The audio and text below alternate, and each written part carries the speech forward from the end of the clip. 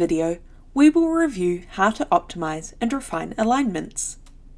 Pairwise or multiple alignment is used when you are wanting to determine the homology between a set of sequences that span the same gene or genomic region, and aims to minimize gaps and maximize the overall homology between sequences.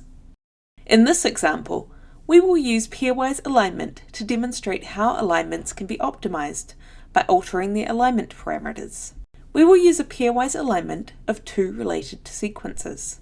With the two sequences selected, click the Align Assemble button on the toolbar. Select Pairwise Align. This will bring up a window that should look like this. There are a variety of alignment methods available in Genius. This tutorial uses the Genius alignment function.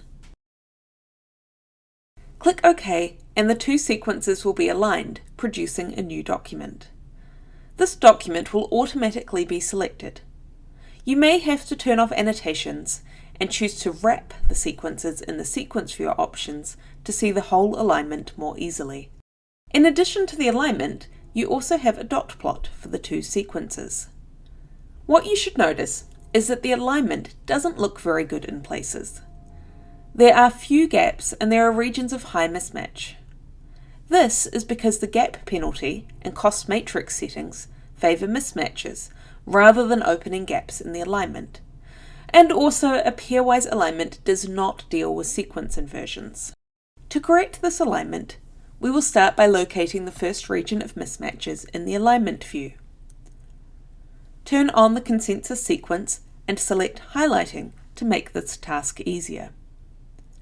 In the highlighting options, select Disagreements to Consensus from the drop-down boxes.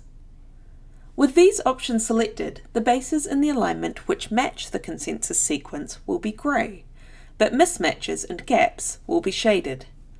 Mismatches will either appear as black or coloured depending on the zoom level on the alignment. Mismatching regions will now have a striped effect, making them easy to locate. When you have located the first region of mismatches, identify the start and stop coordinates for each sequence and locate that region on the dot plot. Note how this region of the alignment relates to what you see in that region of the dot plot. The first region of mismatches runs from base 443 to 609 in the original sequence, and 511 to 660 in the mutated sequence. The dot plot shows that this region has some mismatching and then some repeating sequence. We will realign these sequences with modified settings.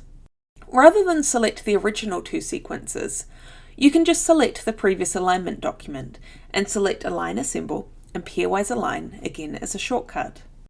The Gap Open and Extension options are available under the More Options button. The gap extension penalty is set to 3 by default, and this will limit the distance that a gap can be extended, because every gap extension will subtract something from the overall score. Eventually, a gap will become too expensive compared with just accepting a large number of mismatches. To adjust the settings so that gaps are favoured over mismatches, change the default cost matrix to 93% similarity and change the gap extension penalty to 0. Then click OK.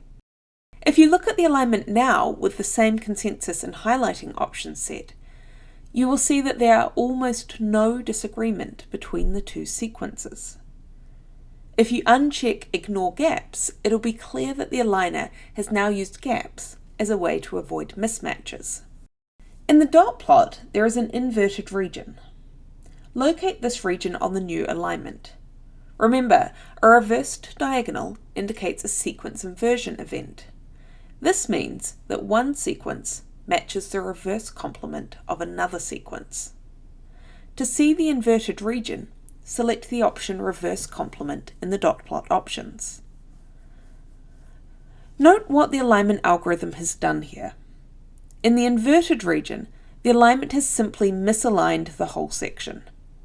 Pairwise alignments always run in a single direction, so for inverted regions, you have to be prepared to realign, as you will see in the next task. In order to align the inverted region, it's necessary to select just those parts of the sequence. You can do this by clicking on the start of the region and dragging your mouse to the end. Make sure you select the two sequences, otherwise you will not be able to extract the alignment region. Click the Extract button and select Extract Region Alignment. You can then realign as before, but be sure to select Automatically Determine Sequences Direction before clicking OK. Genius will reverse and complement the second sequence selected before doing the alignment. Compare the dot plot for the extracted region and the realigned version. Notice how the diagonal line in the dot plot is now reversed. Visit our Resource Centre for more hands-on exercises and tutorials.